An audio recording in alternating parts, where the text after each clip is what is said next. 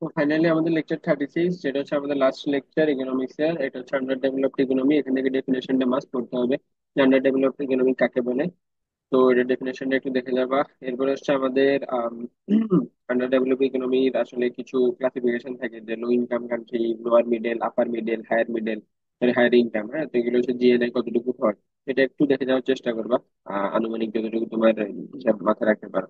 এবারে characteristics of কি under developed economy. Under developed ইকোনমির যে আমাদের ক্যারেক্টারিস্টিক্স গুলো আছে ওগুলো একটু ইম্পর্টেন্ট ডিটেলের জন্য। তো ফার্স্টে আসছে আমাদের কি ডেফিসিয়েন্সি অফ ক্যাপিটাল। তো ফার্স্টে কি হবে আমাদের আন্ডার ডেভেলপড কান্ট্রি, তাহলে এর মধ্যে কি ক্যাপিটাল অর্থাৎ এর মধ্যে টাকা পয়সার একটা সংকট থাকবে। এবার এক্সেসিভ ডিপেন্ডেন্সি অন এগ্রিকালচার, দেখবে আমাদের ডেভেলপ কান্ট্রি গুলো ওরা ওদের ডিপেন্ডেন্সি থাকে ইন্ডাস্ট্রির উপরে, কিন্তু যেগুলো আন্ডার ডেভেলপ কান্ট্রি ওদের ডিপেন্ডেন্সি থাকবে কি এগ্রিকালচারের উপরে।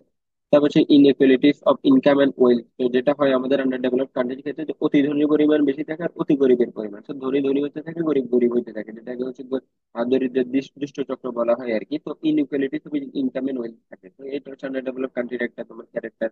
এবারে ডুয়ালিস্টিক ইকোনমি। ঠিক আছে, dualistic economy, the underdeveloped countries present sharp constant in all works of life. It is both as a bullock cart and a motor car company economy. There are pockets of extra rich and ultra modern people, and vast masses are stepped in the key abject তোমার হচ্ছে poverty, abject poverty। তো এটা বলতে কি dualistic economy, মানে এখানে তোমার অনেক বেশি পরিমাণে দেখা যাচ্ছে ধনী মানুষও আছে, অনেক বেশি পরিমাণে কি তোমার গরিব মানুষ আছে। ল্যাক অফ হচ্ছে এন্টারপ্রেনিউয়ার অ্যাবিলিটি এন্ড হচ্ছে স্কিল টেকনিশিয়ান। এখানে হচ্ছে আমাদের উদ্যোক্তার অভাব থাকে, স্কিল্ড টেকনিশিয়ান থাকে না আমাদের এখানে, ঠিক আছে? তো দক্ষ মানুষের সংকট থাকে। তারপর হচ্ছে ইনএডুকুয়েট ইনফ্রাস্ট্রাকচার। ঠিক আছে, তো আমাদের ইনফ্রাস্ট্রাকচারটা ইনএডুকুয়েট, দেখা যাচ্ছে বাইরের দেশগুলোতে যেরকম তোমার হচ্ছে হাইলি ইনফ্রাস্ট্রাকচার থাকে, এরপরে হচ্ছে তোমার হচ্ছে মিল গুলা, ফ্যাক্টরিজ গুলা হচ্ছে যে অনেক ভালো ইনফ্রাস্ট্রাকচারের হয়, কিন্তু আমাদের হচ্ছে ইনএডুকুয়েট একটা ইনফ্রাস্ট্রাকচার। এগুলো ফরেন ট্রেড ওরিয়েন্টেশন। এরপরে ফরেন ট্রেডটা দেখা যাচ্ছে under develop economy generally foreign trade oriented. তো আমাদের আন্ডার ডেভেলপ কান্ট্রি গুলো কি হয় হচ্ছে যে ফরেন ট্রেডের উপর, যেমন আমাদের দেশে কি হয়, আমরা হচ্ছে তোমার হচ্ছে যে অনেক বেশি পরিমাণে হচ্ছে ইম্পোর্ট করি জিনিসপত্র, অনেক বেশি পরিমাণে ইম্পোর্ট করা লাগে। এরপর হচ্ছে আমাদের এক্সপোর্টটা অনেক কম, ঠিক আছে? তো আমাদের ফরেন ট্রেড ওরিয়েন্টেড। এরপর আমাদের রেমিটেন্সের উপর আমাদের ইকোনমি অনেক বেশি পরিমাণে ডিপেন্ডেন্ট। এরপরে র্যাপিড পপুলেশন গ্রোথ হচ্ছে যে ডিসগ্রেসড আনএমপ্লয়মেন্ট। তো আমাদের দেখা যায় আন্ডার ডেভেলপ কান্ট্রি গুলোর মধ্যে পপুলেশন গ্রোথটা অনেক বেশি থাকে, এবং হচ্ছে ডিসগ্রেসড আনএমপ্লয়মেন্ট এবং হচ্ছে বেকারত্বের যে হারটা সেটা অনেক বেশি পরিমাণে থাকে। তারপরে under utilization of natural resources. তো আমরা ন্যাচারালি যে রিসোর্সেস গুলো এগুলো আমরা খুব একটা ইউজ করতে চাই না, বা খুব একটা ইউজ করা হয় না, ঠিক আছে? এবং ওদের ক্যাপাবিলিটিটাও থাকে না যে ন্যাচারাল রিসোর্সটা মাটি থেকে বের করে এনে সেটাকে ইউজেবল করা, সেটা হচ্ছে সেটার জন্য হাইলি টেকনিক্যাল তোমার নলেজ দরকার, যেটা আমাদের থাকে না, আন্ডার ডেভেলপ কান্ট্রির মধ্যে হয় না। এবার economic backwardness of the people. Under develop কান্ট্রির মধ্যে দেখা যায় মানুষের মধ্যে এখন একটা পুরাতন কনভেনশনাল ধারণা থাকে, তারা ইকোনমিক ব্যাকওয়ার্ডে চলতে থাকে, তারা হচ্ছে ফরওয়ার্ড যে ইকোনমি সেটা হচ্ছে অ্যাডাপ্ট করতে চায় না এবং পারেও না। যে পুয়ার কনজাম্পশন প্যাটার্ন, হচ্ছে পুয়ার কনজাম্পশন প্যাটার্নটা দেখা যায়। এরপর হচ্ছে peculiar demographic and social characteristics. The density of population is very high considering the resources and employment opportunities available.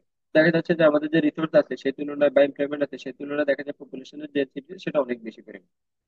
এখানে হেডিং গুলো মাস্ট মুখস্থ করার চেষ্টা করবা, আর এক্সপ্লেনেশন নিজের মতো করে এক দিলেন দিয়ে দিবা। Obstacles to economic growth, economic factors impeding growth. ঠিক আছে, তো এখানে হচ্ছে আমাদের ইকোনমিক গ্রোথের জন্য যেগুলো হচ্ছে যে অবস্টেকলস থাকেন, ফরেন ডমিনেশন। এখন তুমি একটা আন্ডার ডেভেলপ কান্ট্রির মধ্যে দেখবে যে সবসময় ফরেন ডমিনেশন থাকে, যেমন আমরা বাংলাদেশে দেখা যায় কি একটা ফরেন ডমিনেশন থাকে। আমরা চাইলে যে কোনো ধরনের সিদ্ধান্ত নিতে পারি না, যে কোনো কাজ করতে পারি না, কারণ হচ্ছে কি আমাদের বিভিন্ন দেশের সাথে আমাদের লোন আছে, বিভিন্ন ধরনের ট্রিটি আছে, ফরেন ডমিনেশন এখানের মধ্যে চলতেই থাকে। মিস ইউজ হচ্ছে resources due to market imperfection. যেহেতু আমাদের যে রিসোর্স গুলো আছে মার্কেট, আমাদের মার্কেটটা হচ্ছে প্রপার না থাকার কারণে বা ইমপারফেক্ট হওয়ার কারণে কি আমাদের এই যে রিসোর্স গুলো হচ্ছে প্রপার ইউজ ইউজ হয় না। এরপর আছে লো রেট অফ হচ্ছে সেভিং এন্ড ইনভেস্টমেন্ট। এখন দেখা যাচ্ছে আমাদের ম্যাক্সিমাম মানুষেরই ইনকামটা অনেক বেশি কম, ঠিক আছে? এখন ইনকাম যদি তার কম হয় তাহলে সে সেভ করবে কি, এখন তার যদি সেভিংস না থাকে তাহলে সে ইনভেস্ট করবে কি? এবার ম্যাক্সিমাম মানুষের ক্ষেত্রে দেখা যায় ইনভেস্টমেন্টের একটা যে ইচ্ছাটা সেটা থাকে না, ইনভেস্টমেন্টের প্রতি একটা অনীহা থাকে, আচ্ছা ঠিক আছে আমার সেভিংস আমি রেখে দিই, আমি ইনভেস্ট করতে চাই না। এই জন্য বলতে হয় যে only 5 to 8% of the national income goes into হচ্ছে সেভিং, whereas the rate is 15 to 20% even in কি ডেভেলপ কান্ট্রি। তো দেখা যাচ্ছে আমাদের এই যে ন্যাশনাল ইনকামের এই 5 থেকে 8% কোথায় যায়, সেভিংসে যায়, কিন্তু ডেভেলপ কান্ট্রির মধ্যে 15 থেকে 20% ন্যাশনাল ইনকামের সেটা সেভিংসে চলে যায়। তাহলে হিউজ একটা অ্যামাউন্ট সেভিংসে যাচ্ছে। Demonstration affect the underdevelopment of the economically backward countries is also due to what has been called the demonstration effect. The demonstration effect জিনিসটা কি, এটা অনেক ইম্পর্টেন্ট, এটা একটু দেখে রাখবা। The demonstration effect increases propensity to consume, which reduce the rate of savings and investment. A very important principle has been propounded regarding consumption. এখন দেখো তো, তোমার যদি সেভিংসটা কম থাকে তাহলে তোমার ইনভেস্টমেন্টটা কম হবে, ঠিক আছে? তো এই জিনিসগুলো আর কি তোমার demonstration effect.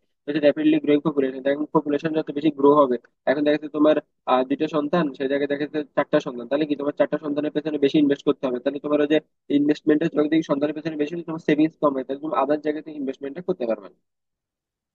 Social and political obstacles to growth, ঠিক আছে? এখন হচ্ছে এগুলা তো দেখেছি আমরা, ইকোনমিক কিছু অবস্টাকেলস ছিল, এখন কিছু সোশ্যাল আর পলিটিক্যাল অবস্টাকেলস তো থাকে গ্রোথের ক্ষেত্রে, যেমন হচ্ছে ইনএফিসিয়েন্ট অ্যাগ্রেরিয়ান সিস্টেম, ঠিক আছে?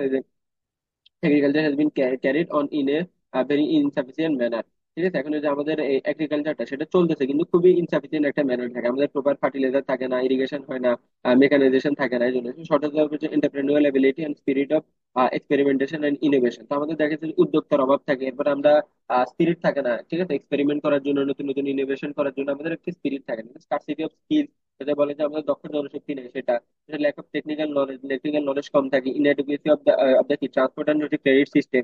আমাদের যে ট্রান্সপোর্ট সিস্টেমটা সেটা দেখা যাচ্ছে কি খুবই লো, বা হচ্ছে কোয়ালিটি অত ভালো থাকে না উন্নত দেশের তুলনায়। এবং ক্রেডিট সিস্টেম, আমাদের যে লোন বা ক্রেডিট সিস্টেমটা অত উন্নত না। সোশ্যাল স্ট্রাকচারটাই এরকম। পলিটিক্যাল কিছু ফ্যাক্টর থাকে আমাদের গ্রোথের ক্ষেত্রে, যেগুলো হচ্ছে ইন্টার করে, সেগুলো অ্যাডভার্স ইন্টারন্যাশনাল ফ্যাক্টর। তো পলিটিক্যাল ফ্যাক্টরসটা অনেক সময় আসে, যে তুমি হচ্ছে যে গ্রোথের ক্ষেত্রে পলিটিক্যাল ফ্যাক্টরটা কি এক্সপ্লেন করো, তুমি একটু দেখে যাবে নিজের মতো করে যতটুকু এক্সপ্লেন করতে পারো। তো ধন্যবাদ সবাই রে আমাদের সাথে থাকার জন্য।